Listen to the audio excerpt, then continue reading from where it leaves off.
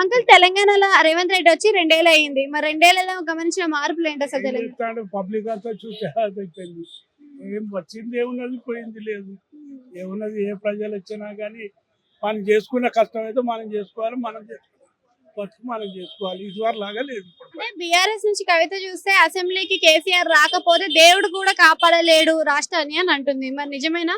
ఇక అదంతా పాలిటిక్స్, మనం ఎట్లా చెప్పగలుగుతాం చెప్పండి. కేసీఆర్ అసెంబ్లీకి వస్తలేడుగా మరి ఎందుకని? ఆయన 70 ఇప్పుడు దగ్గర 75 ఏళ్ళు ఉంటాడు.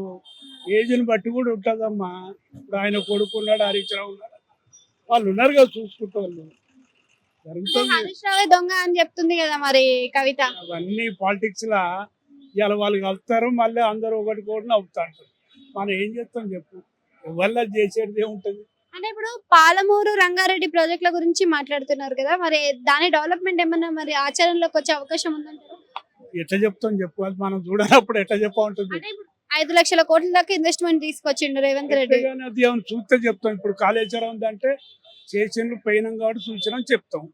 అది మన తెలియని ముచ్చటట్టే చెప్తాం చెప్పు. అయితే ఇప్పుడు రేవంత్ రెడ్డి పరిపాలన ఎట్లుందంటారు?